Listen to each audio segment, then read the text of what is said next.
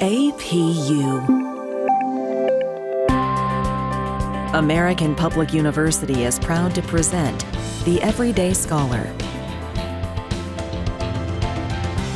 Hello, my name is Dr. Bjorn Mercer, and today we're talking to Dr. Achilles Gacis, Religion and Philosophy faculty in the School of Arts, Humanities, and Education. And today our conversation is about religions of Hawaii. And welcome, Achilles. Hi, thank you. Yeah, definitely. I'm excited about this conversation. And let's jump into the first question, which is, what is the religious makeup of Hawaii, and why is it unique amongst the states in the U.S.? Well, the religious makeup of Hawaii is quite fascinating. Its uniqueness is because we're really the crossroads of the Pacific. I mean, we're right in the middle of the Pacific Ocean, further from anywhere else that has, a good solid geography, if you will. So to get anywhere, you got to travel somewhere first. But as far as the religious makeup, let's start with the basic statistic of our population as of 2020, which is about almost 1.5 million people throughout the entire chain of islands, which is basically 9 islands. As far as the religious statistics, 63 some odd percent would be Christianity-based faiths, and 10% would be non-Christian-based faiths, and 26% would be unaffiliated, to any particular faith. So like anywhere, demographics change with travel, and also with our big military population, religion statistics kind of go up and down. And that totally makes sense. I know when we have traveled, my family and I, when we've traveled to Hawaii, it takes about 5.5 hours from Arizona. Yeah, that's about the time, even I guess from LA, 4.5, 5 hours or so. Just to give you an idea, going straight south, when you going over the equator to the South Pacific, towards Tahiti, is about 4.5, say 5 hours as well. So it's a bit of a flight. It is, and Hawaii, being a state, of course, a part of the United States, is very geographically isolated, I guess you could say, very far away from the mainland. And like you said, it is really the crossroads from the U.S. to, say, East Asia.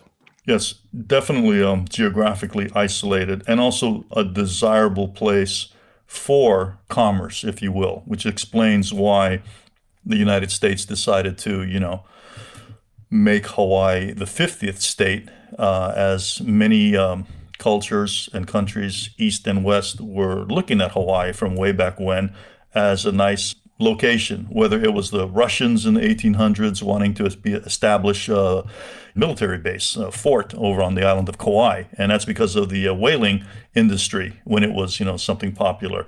And then eventually later in the 1800s, Hawaii became very important to the continental United States in a very, very weird way because of sugar. And when you look at the war, say with the Civil War, the predominance of sugar was grown in the South. I believe it would be, sugar beets. So all of a sudden there's a place somewhere in the Pacific far away that we need to get this sugarcane grown, ship it up to the West Coast, build the railroad, and get that sugar over to the Northeast. That's why you have a company like CNH, California and Hawaii Sugar, those little packets at the diner. But with that, when you have business, when you have commerce, you also have religion. And along the way, you have a lot of religion that did come here by way of the missionaries out of the Northeast with the Anglican Church and the Boston specifically, in addition to, say, the Catholic tradition, and later, obviously, with the Mormon Church and what have you with the mission outposts. So you have many, many religions that come here. For example, like Buddhism. If you look at how the Japanese Buddhism of the Hongwanji Church here, they've got a diocese here in Honolulu, the headquarters in the main cathedral. And I believe they have approximately, the number escapes me, but I'd say well over 60 temples throughout the entire state, which tells you how big it is. The state is big, but it's also small if you compare it to, say, other islands like Manhattan or something. In that sense, we are small, but we are big, and there are many kinds of religion as well. There's a huge Hindu temple on Kauai as well, with the arts and the craftsmen that designed everything were brought in from India to do this. And it's a new monastery, if you will, in the temple. You have all types here. Yeah, and Hawaii, amongst other states, especially since it's in the middle of the Pacific, it makes sense that there would be the convergence of Christian faith and Buddhism and Hindu. And I would say, how prominent is the native Hawaiian faith? Interestingly enough, it was in January 1778 that Captain James Cook discovered Hawaii for his sponsor, the Earl of Sandwich. And once you had that contact, after that, everything changed because you had technology, you had religion, you had politics, you had new styles of warfare, etc. With all of these influences, there was no choice but Hawaii had to change and it had to evolve. So while Christianity was adopted by the royalty as a new way of belief, a new way of expressing spirituality, a new way of joining the modernizing world, if you will, the Hawaiian traditions never really went away. They were always, respected as being something important to the basic identity of the indigenous, people here. So they were always respected, but they were, subdued. The language was subdued. It was spoken at home. You've got to learn English now and be standard and formalized. But people definitely were still speaking Hawaiian. I mean, there were numerous Hawaiian newspapers, so it's a very high literacy rate. Once the language was transcribed, if you will, by the missionaries and given an alphabet, etc. So they were able to spread their religious practices quite readily and easily. But with development comes a new mindset, especially when you look at what religion does. It does produce a different mindset, but people will hang on to their indigenous practices. And there's been a kind of a rebirth with this thing called the Hawaiian Renaissance, say in 1976. There was a rebirth, especially with the Hokulea, the first voyage of the double-hulled canoe that went from here to Tahiti using only the natural, celestial navigation techniques that were being relearned from other Polynesian practitioners throughout the Pacific. And now, recently, this double-hulled canoe went around the world. So if you can circumnavigate the globe just using natural means, as I like to tell my students, these people were not sailors. They were not navigators. They were astronauts. Because whenever I fly into home and I'm looking down, if I'm lucky enough to get a window seat, and I'm looking out the window and I see this vast ocean, the USS Nimitz can seem like a massive city on the ocean when you drive up next to it whenever it's here docked in Pearl Harbor. But when you look down at the ocean, it is huge. It just really is very humbling. And when to think that a double-hulled canoe, I don't care how big it is, the operative word here is canoe, can go around the globe, it's a testament to the power of humanity's ability and desire to explore and, go through to new horizons and really to have faith in themselves to seek a different reality. Now we do it with space, but there's still a lot to discover here, whether it's the macrocosmos of our universe or the microcosmos of who we are as individuals and human beings. And I think, religion has always kind of played that role in one way or another. So it's good to hang on to as much information sources as you can get. And some of these Renaissance practices are important because in a pre-literate culture, oral tradition was very, very important for the Hawaiians and even the Polynesians in general. The best place to keep information is between your ears. And the techniques used for memorizing vast volumes of work were incredible. Say you would memorize a chant for how to build a canoe or how to navigate or how to build a structure for shelter or how to fish. It could last for maybe 20 minutes or half an hour. So it's like memorizing a passage. I mean, how many people have memorized the New Testament? It's that kind of level of memorization. And it's a different mindset, a different education process, and definitely a different religious emphasis. Definitely. And I love how you brought up so many wonderful things to talk about, and even just the memory aspect. When you're talking about the double-hulled canoe, that sounds absolutely terrifying to me. Even going from island to island in Hawaii in a double-hulled canoe, it would be a lot for me. And then to go, from one island state to the next. And, I think as contemporary humans, we think we're brilliant. We think we're so brilliant in all of our, fancy technology. But to think of what old or ancient humans had to do in traveling from island to island in a double-hulled canoe, or going back to like the Western tradition, memorizing the Iliad and the Odyssey, or memorizing the Bible, or, memorizing the Quran, or I would say even the troubadours and the trouvères of like medieval Europe. It was all in their head. And that's where they memorized it, and that's where their culture came from and how they connected with people and entertained and shared their faith. And today, I can't remember anything. Well, it's important to be able to not just objectively study something as a, subject, but, these are traditions and cultures and religious worldviews that you don't leave on the shelf, if you will. You don't leave them on the back burner of your memory. You live them. Well, it's better to have everything memorized than have a super ironclad memory, of course. But, what personal, say, daily phrases does a person keep in their mantra wallet, if you will, for their daily use? We hear things like, carpe diem, other political kinds of phrases, ask not what, your country can do for you, but what you can do for your country. These little bumper sticker phrases that really have a profundity to them.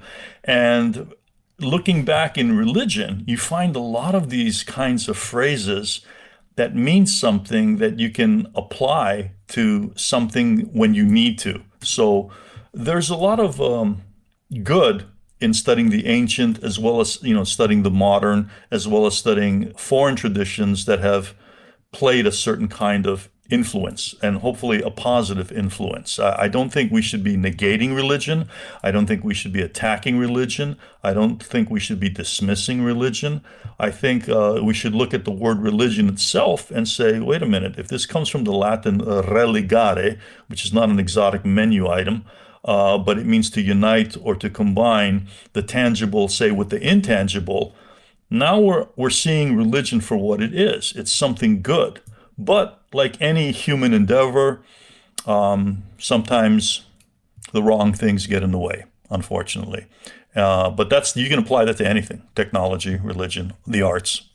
Yeah, and that actually perfectly transitions to one of the next questions is, so you teach religion and philosophy, which is excellent. And so what are the similarities and the differences between the fields where I would say hundreds of years ago, more in the hundreds, religion and philosophy were intermixed, and it was more of a recent thing where they bifurcated?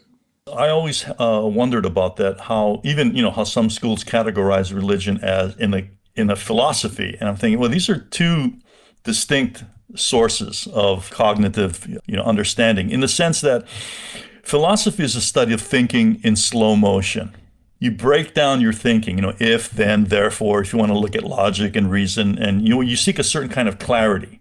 And you have to study the art and logic of thinking so that you can frame abstract thoughts and perspectives in a manner that is meaningful, engaging, inviting. Because it is with religion that asks the deep questions. And when you ask deep questions, what happens is you have deep thinking. And when you have deep thinking, what happens is that's when you have deep learning. So to ask a question like in a philosophy class, what is reality? Is there a reality? I've had the whole gamut of responses from, wow, this is a great question. I've always think about this. I was talking about it with my friend the other day in the discussion forums, And other people like, oh, this is just an exercise in semantics. It's a waste of time. We're here. Let's get to work. I got things to do. And both perspectives are absolutely valid. Now, say I pick a philosophy that's become a religion, and that would be Buddhism. People talk about, I can't wait to experience nirvana as a Buddhist, to be generically Buddhist, because there's a million different kinds of Buddhism, if you will, like the different kinds of Christianity. But the basic idea is that if I reach a certain level of nirvana, which is an extinguishing of my desires, I extinguish the flame of desire, and therefore I have no more suffering. If I reach that point, well, how do you explain, nirvana? And I remember seeing a documentary where the person mentioned it's like a tadpole talking to a frog. And the frog is talking to the tadpole and trying to explain nirvana from different dimensions in terms of how you were as a tadpole and how you've evolved as into a frog. And the frog will tell the tadpole, no, land has no water over it. You can't swim over it. It's not like air. There aren't any fish here. And eventually the tadpole thinks the frog is insane. So you have fundamental different worldviews that are different.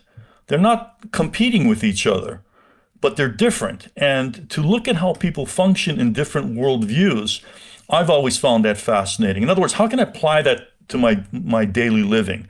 If I study world religions and I have some idea that certain people eat certain foods or don't eat certain foods, or think of this or think of that, or have a certain worldview or value system, if I have some inclination that way, and hopefully they have some understanding of, say, my worldview and my perspective and how I function, then we can really begin a process of the getting to know each other and dealing with each other and being effective with each other within a community. So it's not to indoctrinate or proselytize or to wear a hat and say, I'm a good fill in the blank. That's a kind of costume play for me. You don't put the thing in front and hide behind the thing. This religion or that religion has spiritual vehicles in it. Where are you going with that vehicle? Don't just enjoy the ride. Evolve, become, immerse yourself in it, and ultimately use what works for you, because we do have free will and self-determination. We're not robots. We're not clones. We do have this wonderful thing called individuality, but we also have to develop what we are and what we hope to become and what we know we can be. And those are all absolutely excellent. And I like how you describe that as cosplay, costume play. And today we're speaking to Dr. Achilles Gacis, and we'll be right back after a short break. At American Public University, we believe higher education is not one size fits all. That's why we offer 200 modern programs that build on your knowledge and fit your schedule. Because we believe universities should adapt to the needs of students, not the other way around.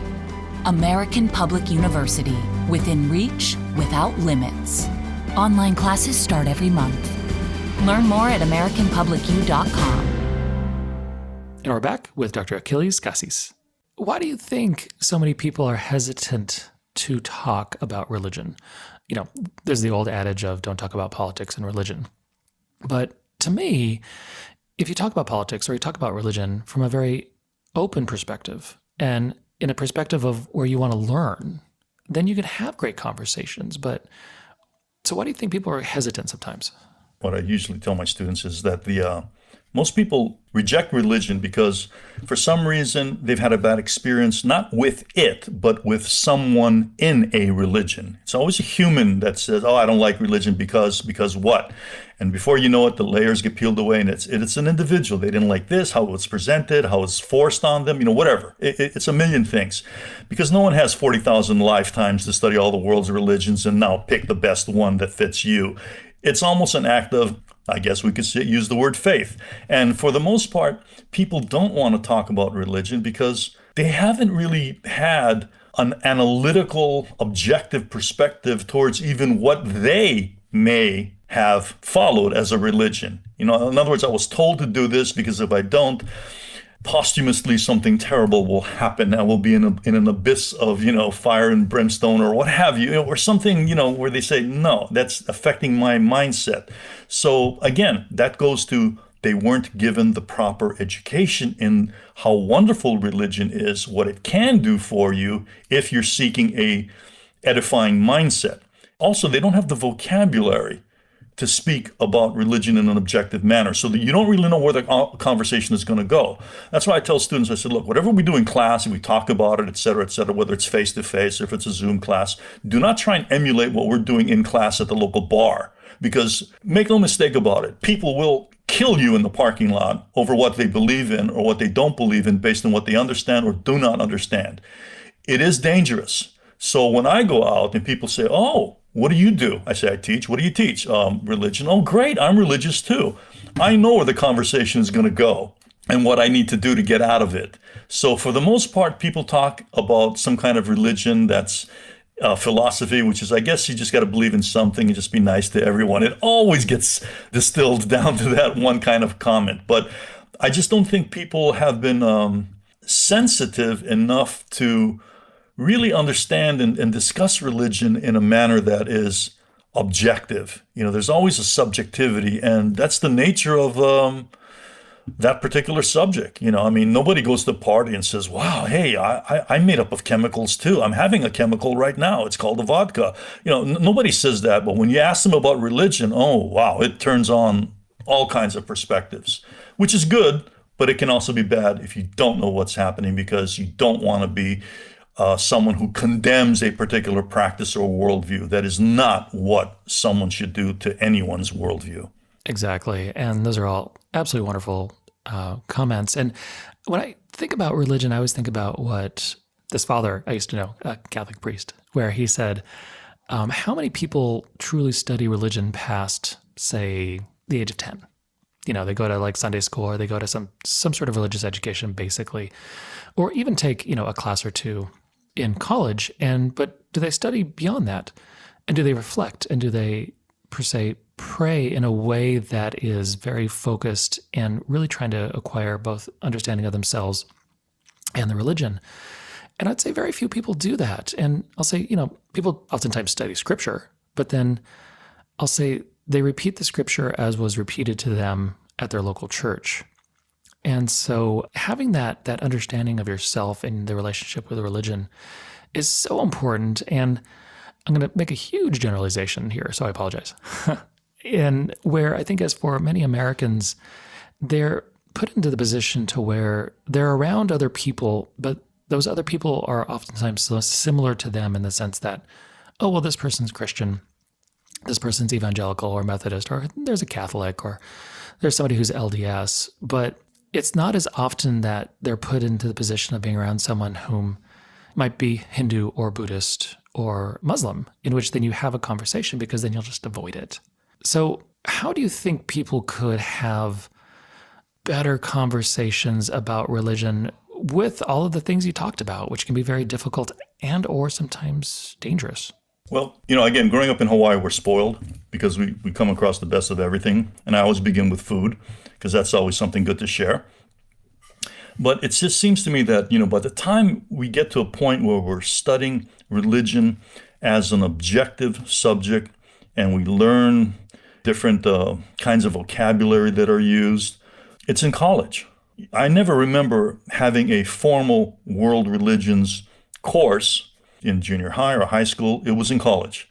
And I was just totally fascinated by it, because here was something that I felt was a space that was missing, where if I study these world religions, which includes, the cultural practices, the history of it's just a massive, wonderful subject. Like mathematics would be mathematics for the mathematician, but they'll tell me, no, it's different as well. So once you delve into it, you find out all the different wonderful aspects of it. So I think perhaps even like philosophy, perhaps we should start when the student is maybe 12 years old, like the 7th grade, if that's the right age, 12, 13.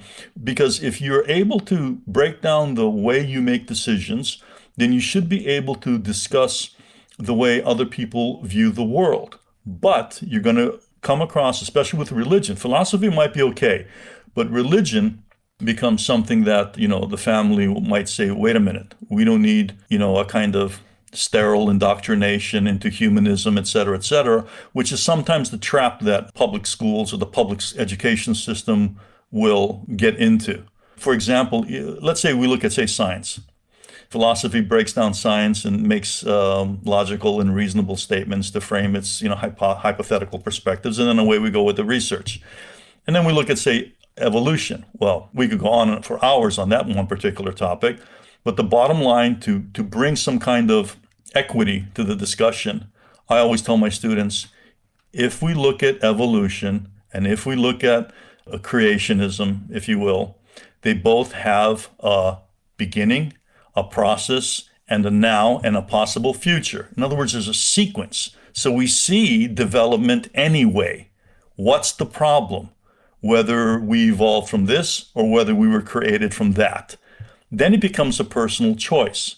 But see, even to get to that simple breakdown, I don't know how many headaches I've had along the ways to be able to distill it to that particular phrase, knowing where the conversation is going to go. So it's very difficult, but it involves a kind of an intellectual training as much as any other subject to make you someone who's able to have a discussion, even an informal discussion at a dinner table. For sure. And in one of my previous podcasts with a philosopher, she grew up in Italy, and she said that they start studying philosophy at around 12, maybe 14. It's in high school and several years of it, which actually sounds absolutely wonderful, because studying philosophy and being able to learn and be logical and learn about fallacies and really dissecting arguments is really one of the more important things we do as humans. And so that would be very helpful, and I think really needed. I mean, I never had a philosophy course in high school, and my education was 100% public, so there was no discussion of religion. But to have those tools, those philosophic tools of being able to discuss things, and then when you're in a position to where you feel like you can discuss religion, and not from a simplistic perspective. And you talked about evolution, and I always find, like, when you have discussions about evolution or creationism, or even more the creationism of like, well, the world's 6,000 years old. It's like certain folks want everything to be very simple, if that makes sense. Well, I think that's the stressors that society puts on academics. Just distill it down to the basic, talking points or arguing points. But I'd rather use a peripatetic approach, and be a kind of a discursive, in the sense that we can just look at the basics. For example, if we were to look at world religions and offer them in sections in terms of myths, rituals, and dogmas, identity myths, what does it mean that a human being is? Creation myths of the individual, of the world, rituals, how do we connect with the abstract around us? What is this thing called the soul? And why do people do what they do to connect themselves with this other, parallel dimension called the spiritual dimension?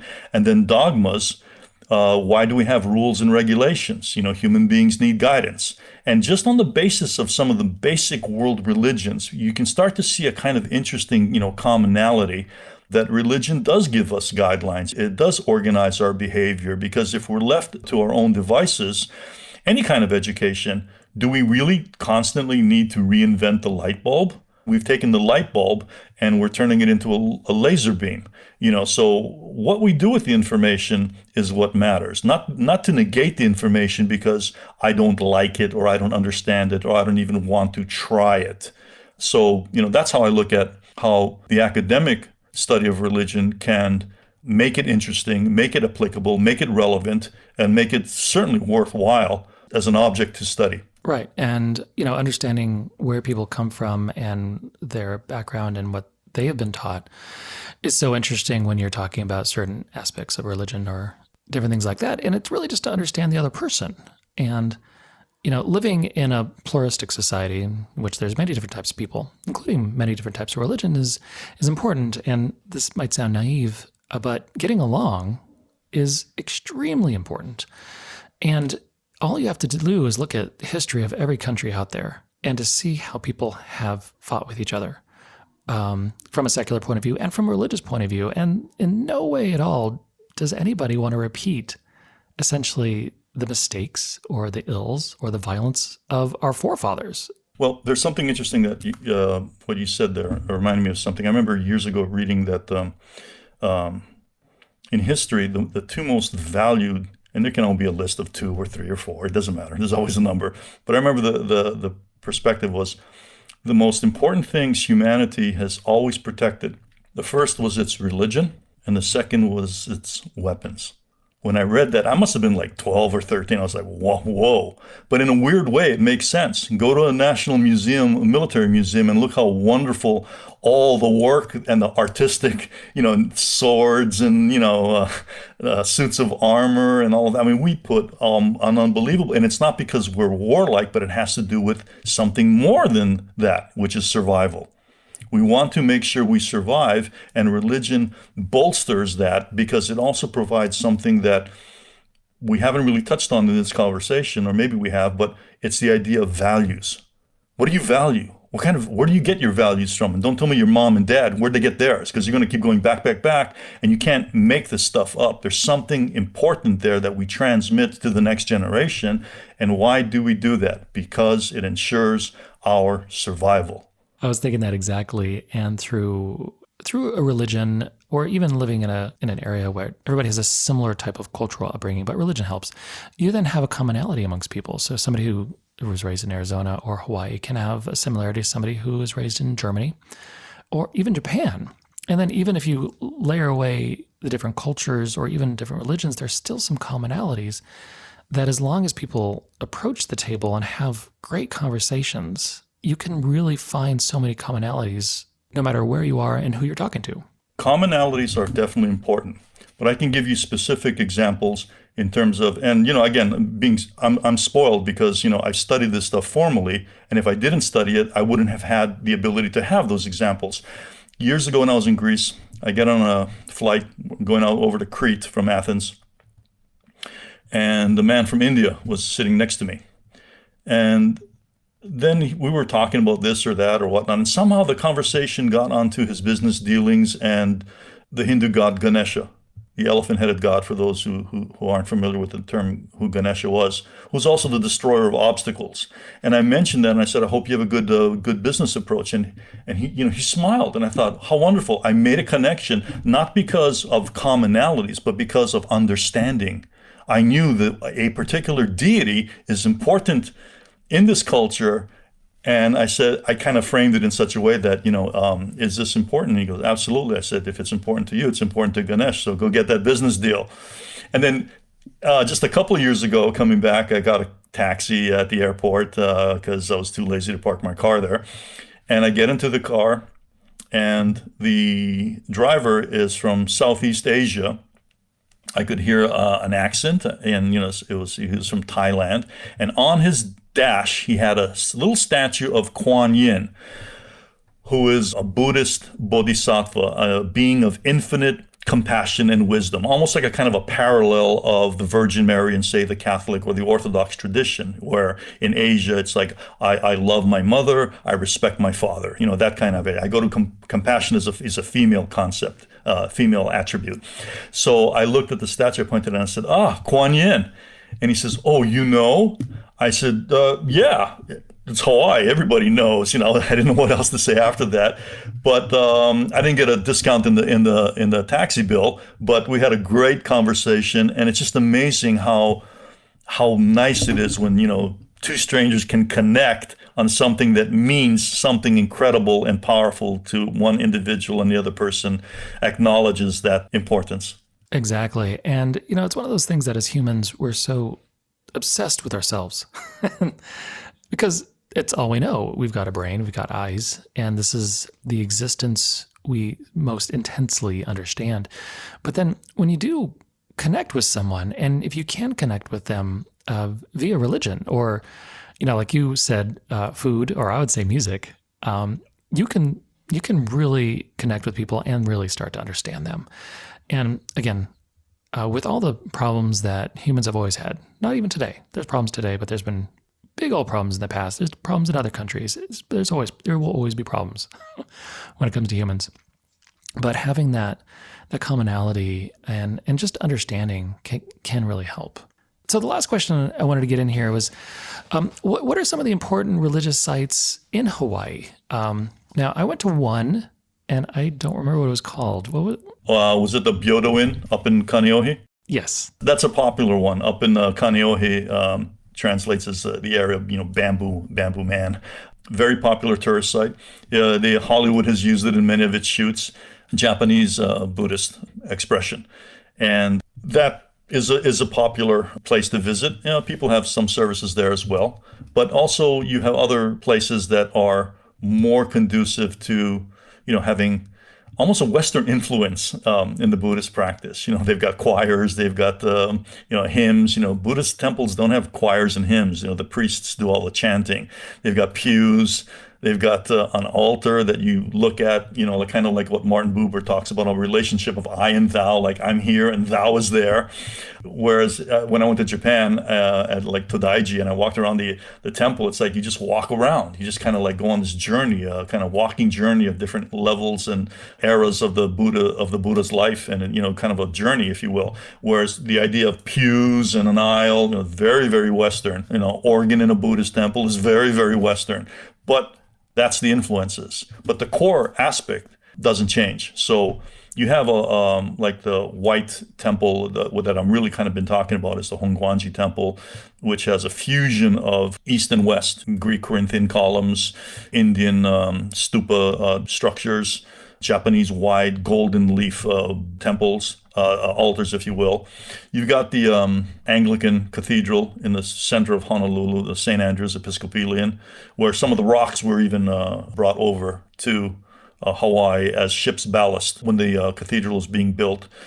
So you have many, many structures, and if they've got the economic means to build their style of building and they can get the real estate, when they build something, they build with permanence, and it is wonderful just to go to these places. I look at these structures and these places as the jewels of a community, which is why I had done an 11-year documentary called Sacred Sites of Hawaii, Religion in Paradise.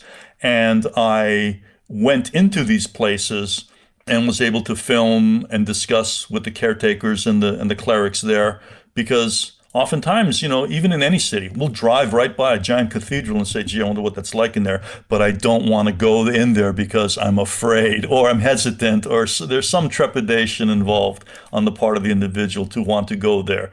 And I tell my students, just go visit. These are good people.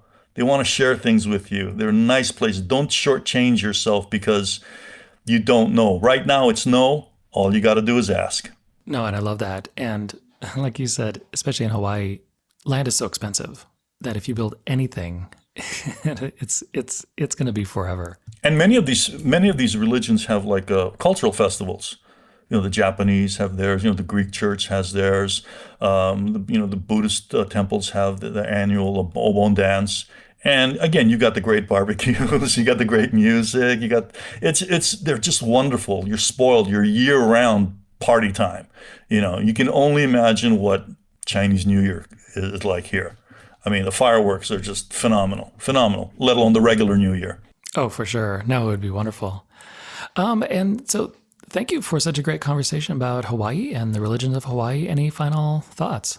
Well, there's always constant learning. I tell my students, as I would like to convey to anyone listening to this podcast, that open yourself up to personal research. Enjoy learning, enjoy asking questions, because one thing I've discovered in the time I've been on this planet is whenever you need help and you want to learn something and you just ask people, for some reason, perhaps that's the way the universe works, the people show up and there they are, ready to help you, ready to teach you, ready to guide you, ready to inspire you, and ready to educate you. So take advantage of that, because we're walking a wonderful journey, and that's called being alive.